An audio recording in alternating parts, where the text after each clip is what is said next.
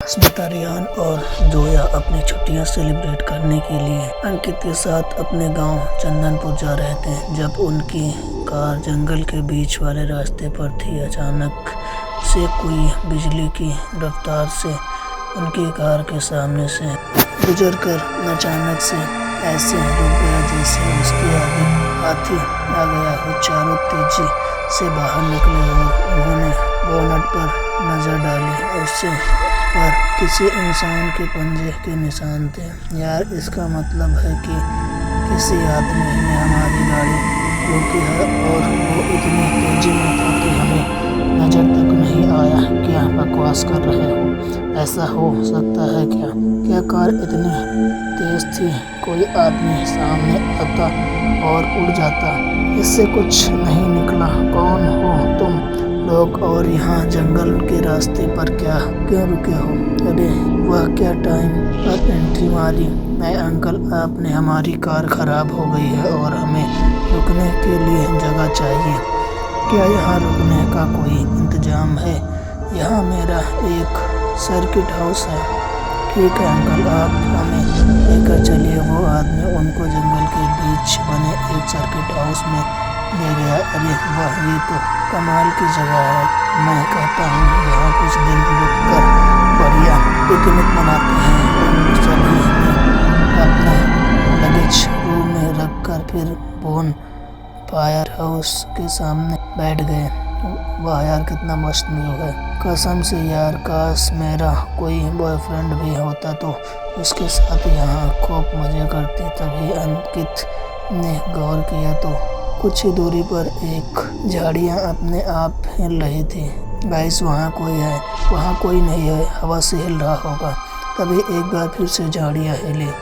तुम लोग एंजॉय करो, यह कहकर अंकित वहाँ से चल दिया और झाड़ियों के पास जाकर उसने देखा तो वहाँ कोई नहीं था। वहाँ नीचे की तरफ एक ढलान जा रही थी। यहाँ तो कोई नहीं है, शायद हवा से हिला होगा। यह कहकर उसने जैसे ही वापस जाने के लिए कदम बढ़ाया तो उसका पैर फिसल गया और वो आराम से नीचे पहुंच गया।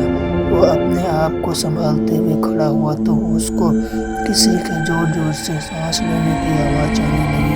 तो उसको फिर से झाड़ियाँ हिलती हुई नजर आई, जो कुत्ते की तरह सांस ले रहा है। कुछ ही मिनट बाद उसको एक परछाई नजर आई। कौन है यार? अंकित भी थोड़ा आगे बढ़ गया। तभी चांद रोशनी उसे शख्स पर पड़ी और अंकित ने उसका खूंखार रूप देखा। उसका चेहरा नीला था, जी पर कई चाकुओं के काटे हुए निशान लगे हुए थे। हाथों पर मांस भी नजर आ रहा था और अपनी लाल चमकाती आंखों से अंकित को घूरता जा रहा था, उसकी तरफ बढ़ता जा रहा था। उसको देखकर अंकित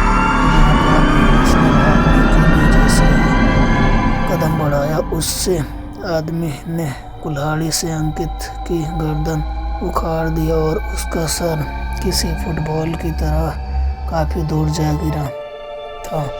पता नहीं कहाँ रह गया। तुम लोग जंगल में जाने की गलती मत करना, वहाँ बहुत बड़ा खतरा है। हमारा दोस्त है वहाँ। इस पर तो बहुत जोर से चिल्लाया। मेरी बात मानना ही पड़ेगा। कमरे में चले गए तो अरे तुम रुको, हम तो अंकित को देख कर आते हैं। उन्होंने कुछ देर इंतजार किया और फिर दबे पांव जंगल की तरफ चले गए।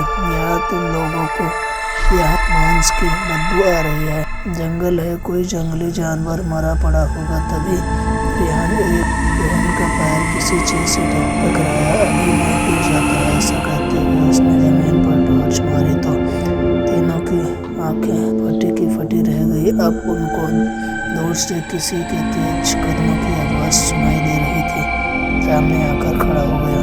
भागो! उसे देखकर वह तीनों ऐसे भागे कि उन्होंने पीछे मुड़कर तक नहीं देखा। वह अब जंगल के बीचों बीच फंस चुके थे। सामने उनको एक तालाब नजर आ रहा था। तभी वह लकड़हारा अचानक से अस्मिता के सामने आ गया। अस्मिता डर से तर-तर कांप रही थी। उसको देख रहा था कि उसकी आखिरी घड़ी आ चुकी है। रिहान लकड़हारे की कुल्हाड़ी छीनकर उस पर हमला करना चाहता तो लकड़हारे ने रिहान को एक धक्का मारा और कुल्हाड़ी दूर जा गिरी। उसने अस्मिता को छोड़ा और फिर अपनी कुल्हाड़ी को ढूंढने चला गया। इस तरफ लकड़हारे ने अपनी कुल्हाड़ी ढूंढ निकाली थी और लकड़हारा उनकी तलाश में निकला। देर चलने के बाद उसने देखा कि तालाब के पास अस्मिता खड़ी हुई है, लेकिन उसकी निगाहें में जरा सा भी खौफ नहीं था। वो उसको मुस्कुराते हुए देख रही थी। जैसे जैसे लकड़हारा उसकी तरफ कदम बढ़ा रहा था, अस्मिता ने अपनी टी-शर्ट उतार दी।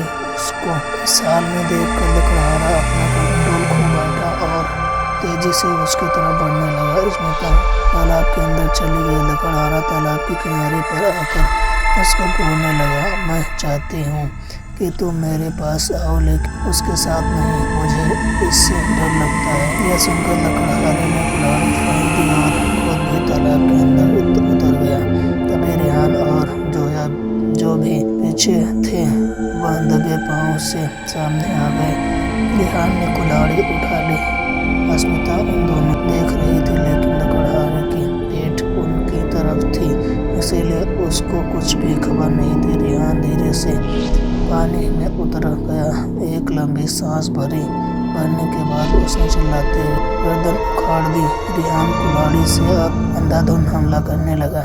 अब यहाँ से निकलते हैं, उम्मीद है ये दोबारा जिंदा नहीं होगा।